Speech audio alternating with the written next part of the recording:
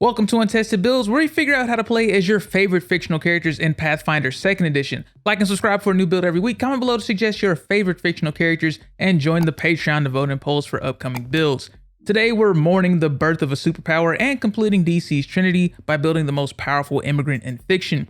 But no need to fear, he doesn't consider us beneath him like some godlike aliens, and it helps he happens to look inexplicably like your average white dude. For our goals for this build, we need all of the baseline powers granted to Kryptonians under a yellow sun. Strength, flight, a healing factor, nigh indestructibility, enhanced senses, and of course cool laser eyes. Second, we need to use that power to actually protect those around us, jumping in when civilians are in danger, and non-lethally subduing the bad guys. And third, we were raised as a human and we're pretty good at blending in when we aren't actively doing hero work. For our stats, we're starting with 18 strength. Being able to lift things over our head is as core an aspect to our character as anything else. 16 constitution, how can we call ourselves the Man of Steel without at least 300 hit points? 14 wisdom, our perception helps us be a better hero and a better reporter. Charisma at 10 will become the inspiration we were meant to be as we level up. 10 dexterity, Soups is agile no doubt, but it's not like we really need to avoid things. And 10 intelligence, sure we think as fast as a supercomputer, but knowing stuff is more Batman's job. For our skills, we're legendary in athletics and diplomacy. Negotiations tend to go a lot better when you're the most powerful in the room. Boy, the US metaphor just keeps getting stronger. Master survival proficiency. My favorite Superman stories are the ones where he's trapped on some kind of wasteland without his powers and he goes all caveman for like 8 months. Expert Arcana, it's kind of weird, but it'll make sense, I promise. And trained in religion, society, and deception to better blend in with the normies. Kal-El looks like a human, but he isn't, so let's not build him as one. I might get a lot of flack for this, but no matter how I look at it, the Kryptonians either stubbornly ignored the warning signs of their planet exploding, or they let Brainiac trick them into using Krypton's radioactive core as a power source and accidentally made themselves go boom, or they hollowed out their planet over thousands of years of excessive mining before their planet just fell into itself. That all screams dwarf stuff to me. But we're still a space dwarf, so Dwarf Aasimar get dark vision. We also get low light vision too, in case you ever need to see in color in dim light. We'll take the Last Wall Survivor background, mostly because it's called the Last Survivor on Path Builder, and that sounds badass, but also for training in medicine and the Battle Medicine feat for some mid-combat healing we can use on ourselves once per day to heal an amount of HP based on a check similar to treat wounds. For our Ancestry feat, Surface Culture gives us the additional lore feat and a lore skill related to our particular Kryptonian culture, meaning we'll be legendary in Kryptonian lore before the end of this, because no one knows more about Krypton than us. Maybe because we keep all the knowledge for ourselves up in the Fortress of Solitude. For our class, we're a nigh indestructible paragon of goodness that stands as an inspiration to an entire species. Which can only mean one thing, we're building another champion. Specifically a Paladin of Aurora for a deific weapon to upgrade our unarmed fist attacks from D4s to D6s, the Lay on Hands focus spell for even more self-heals, restoring 6 hit points to a creature in touch range, and Retributive Strike to give an ally within 15 feet, resistance to all incoming damage equal to 2+ a level as a reaction to being damaged by a foe also within 15 feet. And if they're within our reach, we can make a strike against that foe as well. For our class feat, we're taking Deity's Domain to gain access to Aurora's Might Domain for Athletic Rush to gain a 10-foot status bonus to speed and a +2 circumstance bonus to athletics checks for 1 round. And we can use a stride, leap, climb, or swim action as part of casting this spell. We'll pick up a Cleric Dedication, mostly for training in more skills, but also because we need access to the Fire Domain. So go ahead and add Saren, Ray, Ra, or Regathiel to your character sheet, along with Divine Cantrips, like Shield to gain a +1 circumstance bonus to AC until the start of our next turn, and Read Aura to see if an object is magical and what school of magic it's related to. Our perceptive abilities don't end there. The Arcane Sense feat lets us cast Detect Magic as an innate arcane spell to sense any ongoing magical effects within a 30-foot emanation. Level 3 champion has gained Divine Ally, and we're choosing the blade to give our fist the effects of either disrupting or ghost touch for the day during our daily preparations. For our general feat, Adopted Ancestry gives us access to ancestry feats from a common ancestry of our choice, and even when we're building a literal alien, we aren't getting away from the human feats just yet. We'll pick up Assurance in Athletics. It's a bit of a meme on this channel for the past few builds, but we keep building characters that are equally good at punching as they are at restraining and tripping. When we attempt an athletics check, we have the option to forego the die roll in favor of a +10 proficiency bonus, but ignoring any other bonuses or penalties, most importantly negating that multi-attack penalty. For our class feat, Divine Health gives us a +1 status bonus to saves against earthly diseases and critical success results on regular successes. Level 5 champion has gained weapon expertise for expert proficiency in simple and martial weapons and unarmed attacks. For our Ancestry feat, Defy the Darkness gives us greater dark vision, which is like normal dark vision, but we can see clearly even in magical darkness. But now we can't use spells or abilities with the darkness trait. That's fine, we're powered by the sun anyway. We'll pick up the Titan Wrestler feat to grapple, disarm, shove, or trip creatures up to 2 sizes larger than us and up to 3 sizes larger once we're legendary in athletics.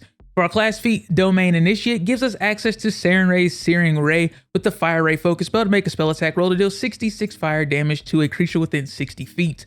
Level 7 champions gain Weapon Specialization for 2 extra damage on our Expert Proficiency attacks, and Armor Expertise for Expert Proficiency in all armor types. That Kryptonian bodysuit is resilient AF, but I won't think less of you if you pick up one of those badass spacesuits that Zod's posse was wearing in Man of Steel. We'll take Ancestral Paragon for an extra level 1 Ancestry feat. Dragon Spit gives us access to a Dragon's Breath weapon, letting us cast Ray of Frost as an innate arcane spell from our mouth to deal 4d4 plus our charisma modifier of cold damage based on a spell attack roll to a creature within 120 feet, doubling the damage and slowing the creature by 10 feet for 1 round on a crit. Advanced Deity's Domain from the champion side gives us access to the Devotion spell of Aurore's Might Domain. We can cast Enduring Might as a reaction to any incoming damage to gain resistance equal to 8 plus our strength modifier against all of the triggering damage, just in case something manages to get past all of our AC and shield. While we can survive basically anything, the people around us cannot. No cause for alarm lets us spend 3 actions to attempt to reduce the frightened conditions of creatures within 10 feet by passing a diplomacy check against their will DCs. Level 9 Paladins gain Lightning Reflexes for Expert Reflex saves, Juggernaut for Master Fortitude saves, and critical success results on regular successes, Champion Expertise for Expert Champion Class DC and Divine Spell Attack rolls and Spell DCs, and Divine Smite to deal persistent good damage equal to our Charisma modifier to creatures we hit with our Retributive Strike. Is Superman still Superman without the ability to fly? Yes. Is that the version we're building? No. For our Ancestry feat, Celestial Wings gives us a fly speed equal to our speed for 10 minutes that we can fire off once per day by spending a couple actions. The Forensic Acumen feat lets us perform a forensic exam in half the usual amount of time, and we can immediately perform a recall knowledge check and a relevant skill related to the victim with a +2 circumstance bonus to the check. We're just a reporter, not really a detective, but we've seen through enough bodies to know where things are supposed to go and when something's out of place. For our class feat, Second Ally gives us an additional Divine Ally for an animal companion of our choice, because how could I possibly make Superman build without giving him crypto? I'm not a monster. Level 11 Paladins gain Divine Will for Master Will saves and critical success results on regular successes, Alertness for Expert Perception Proficiency, and Exalt to allow our allies within 15 feet to use their reaction to make a strike at -5 against a triggering enemy whenever we use our Retributive Strike. We'll gain the last piece of this identity puzzle we're putting together with different worlds to craft a new identity for ourselves using our adopted ancestry. We're already Kal-El, the last son of Krypton, and Superman, the champion of might, but we're also Clark Kent, the farmhand turned reporter. We gain a +4 bonus to deception attempts that would be true for our new identity, and we gain training in a lore skill related to our new background.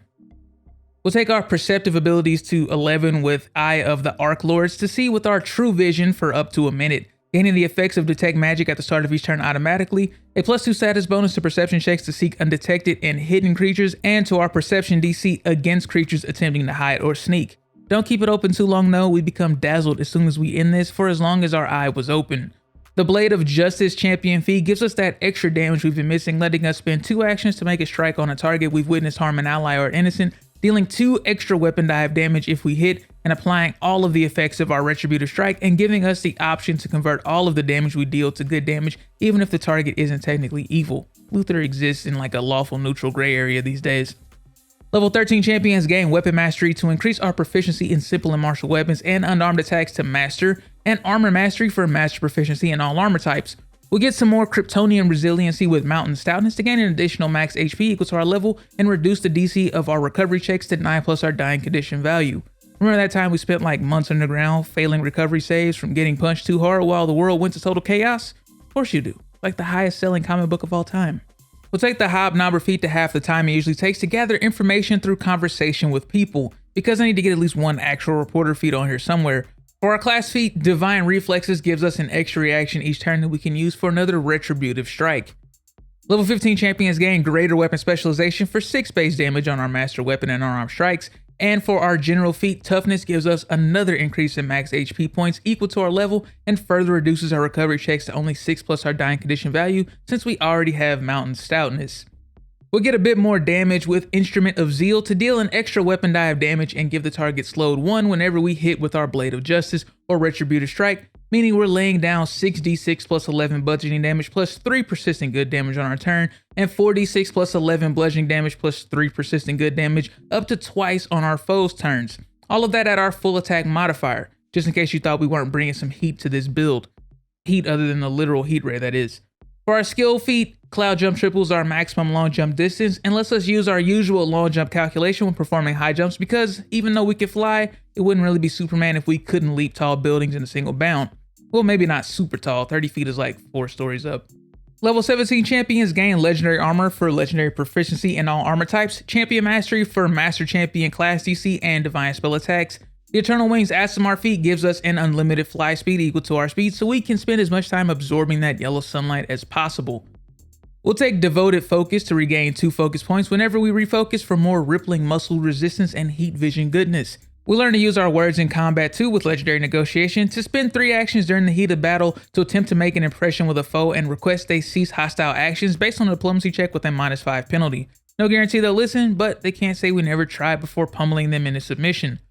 Level 19 champions gain the Hero's Defiance Devotion spell, which allows us to just straight up not die as a free action, triggered by taking damage from any non-death effect that would reduce our HP to 0. We gain 10d4 plus 20 hit points before the damage goes through, and we don't die or fall unconscious if the health gain would keep our HP above 0. Instead of a general feat, we'll pick up another skill feat. Planar Survival allows us to subsist anywhere, even on different planes that normally could not provide for our needs. All we need is that solar radiation after all. At level 20, we'll pick up Group Impression to make an impression on groups of up to 25 people so we can get Justice League Unlimited going early, as if the rookies weren't already inspired by just being in the room with us. For our Capstone feat, Celestial Might upgrades Crypto from a normal wolf to a Kryptonian wolf, granting him 40 additional max HP, dark vision, and a fly speed, but also weakness 10 to evil damage. Oh well, even Kryptonians have their weaknesses.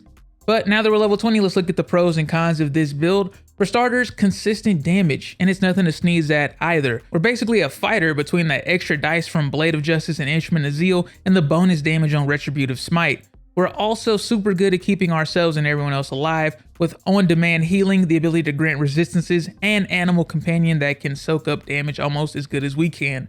Lastly, we're just plain versatile, being able to just hang in the air and casually sling fire and ice when ground combat is too hazardous even for us. For cons, we've got some good perceptive abilities, but our actual perception leaves a lot to be desired. With only barely enough wisdom for our cleric multiclass and only expert perception, we're going to be acting last in combat a lot, and even those extra reactions aren't going to help us. We also have a lot of good things, but it all gets way better with some decent equipment. A two-handed weapon and some full plate will basically double our combat effectiveness. We might be a god next to an average man, but so is every other level 20 character, and they aren't punching in their pajamas. Even Wonder Woman's got a shield. Thanks for tuning in to another build. Subscribe if you haven't already. If you're in the US, enjoy your fireworks day. And if you aren't, then I'm sorry the US still exists. We hate it here too. Until next time, take care, stay safe, and play more Pathfinder.